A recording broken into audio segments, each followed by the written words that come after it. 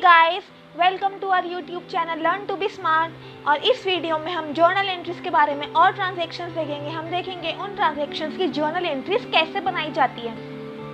तो इस वीडियो को हम स्टार्ट करते हैं, और स्टार्ट करने से पहले हमारे चैनल को ज़रूर सब्सक्राइब कर दीजिएगा और बेल आइकन भी प्रेस कर दीजिएगा, जिससे कि हम जो भी वीडियोस अपलोड करें आपको उसकी नोटिफिकेशन मिल जाएगी। तो चलिए लेट्स गेट स्टार्टेड। तो फर्स्ट ट्रांजैक्शन जो कि हम इस वीडियो में देखने वाले हैं वो है ₹2000 wages paid for installation of machinery. 2000 wages पे किया मशीनरी के इंस्टॉलेशन के लिए।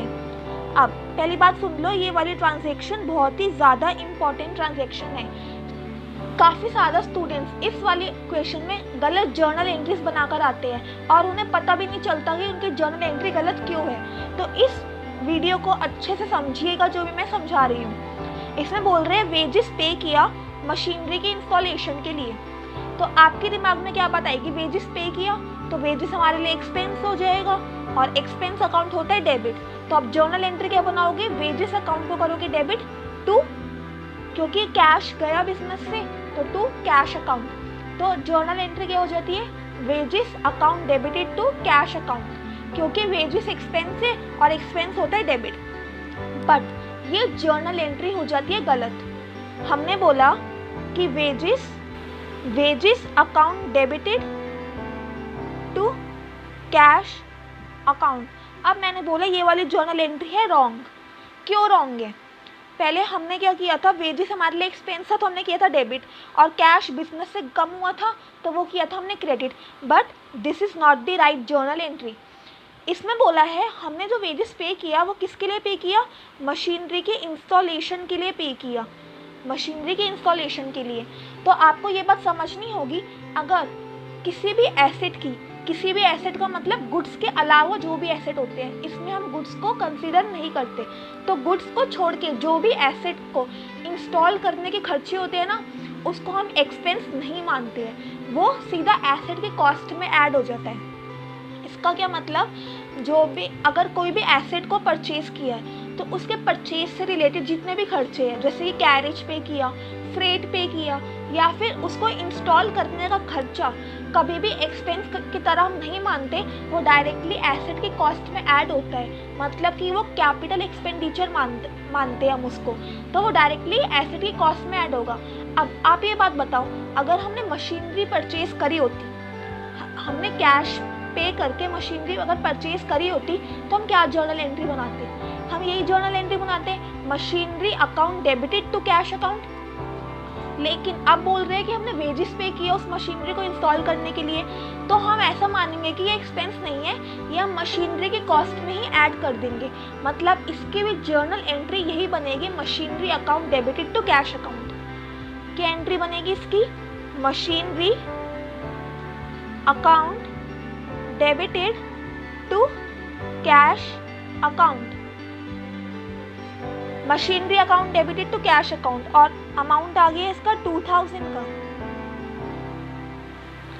मतलब हम इसको एक्सपेंस की तरह नहीं मानेंगे, बिकॉज ये इंस्टॉलेशन का खर्चा है। अगर इंस्टॉलेशन हो जाए या फिर कैरेज का खर्चा है, मतलब लाने जाने का खर्चा, अगर हमने ख़रीदा है तो कैरेज लगा होगा, फ्रेट लगा होगा, तो कोई किसी भी एसेट का इंस्टॉलेशन या कैरेज का एक्सपेंस होता है तो वो हमारे लिए एक्सपेंस नहीं होता, हम डायरेक्टली एसेट की कॉस्ट में ऐड कर देते हैं।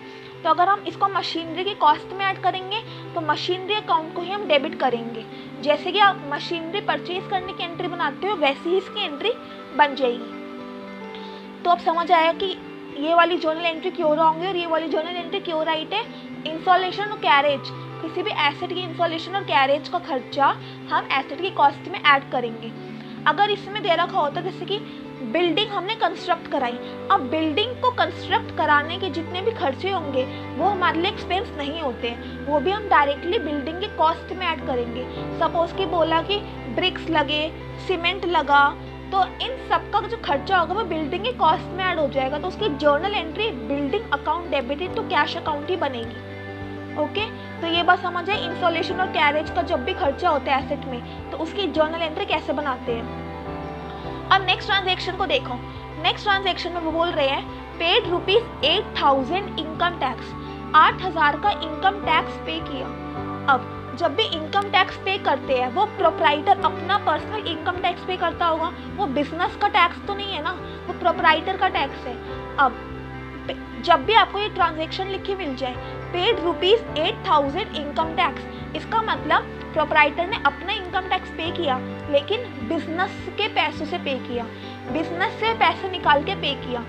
तो इसका क्या सिंपल मतलब हो गया, बिजनेस से प्रोप्राइटर पैसे निकाल रहा है पर्सनल यूज़ के लिए, अपना पर्सनल इनकम टैक्स पे करने के लिए प्रोप्राइटर बिजनेस से पैसे निकाल रहा है। तो ये ड्राइंग्स हो गई है, तो ड्राइंग्स अकाउंट को हम कर देंगे डेबिट। और दूसरी बात, बिजनेस से बिकॉज कैश हो रहा है कम, तो कैश अकाउंट हो जाएगा क्रेडिट। तो इसमें जर्नल एंट्री हमारे पास बन जाएगी drawings account debited to cash account. Drawings account debited to cash account, amount आ गया 8,000। हम इसमें income tax account debited to cash account नहीं करेंगे बिकॉज ये बिजनेस का टैक्स नहीं है, ये प्रोप्राइटर का पर्सनल टैक्स है जो कि वो बिजनेस के पैसे से पे कर रहा है। तो अगर प्रोप्राइटर बिजनेस के पैसे विड्रॉ करता है कुछ पर्सनल काम के लिए तो उसे हम बोलते हैं ड्राइंग्स। तो ड्राइंग्स अकाउंट होता है डेबिट, और बिकॉज बिजनेस से कैश जा रहा है तो कैश हो जाएगा कम, तो कैश हो जाएगा क्रेडिट। तो अब जर्नल एंट्री हमारे पास बन गई drawings account debited 8,000 to cash account 8,000। तो ये वाली जर्नल एंट्री भी बहुत ज़्यादा इंपॉर्टेंट है जिसमें स्टूडेंट्स को काफ़ी ज़्यादा कंफ्यूजन होती है और वो इसमें गलती कर देते हैं। तो इस वीडियो में हमने ये 2 जर्नल एंट्रीज देखी, इन 2 जर्नल एंट्रीज में बच्चे गलतियाँ ज़रूर करते हैं। तो अगर आपको ये जर्नल एंट्रीज अच्छे से समझ आई तो इस वीडियो को लाइक ज़रूर कीजिएगा बिकॉज मैंने इन दोनों जर्नल एंट्रीज को आपको डिटेल में एक्सप्लेन किया है, फुल लॉजिक के साथ एक्सप्लेन किया है। तो इस वीडियो को लाइक ज़रूर कीजिएगा और अपने फ्रेंड्स के साथ भी शेयर कीजिएगा जिससे कि उनको भी इस वीडियो से हेल्प मिल जाए। तो इस वीडियो में हम इतना ही रखते हैं, इन दोनों जर्नल एंट्रीज की वजह से मैंने ये वाली वीडियो बनाई बिकॉज ये बहुत ज़्यादा इंपॉर्टेंट है। तो मिलेंगे, हम आगे की बात करेंगे अगली वीडियोज़ में, एंड तब तक के लिए stay happy, keep learning, bye.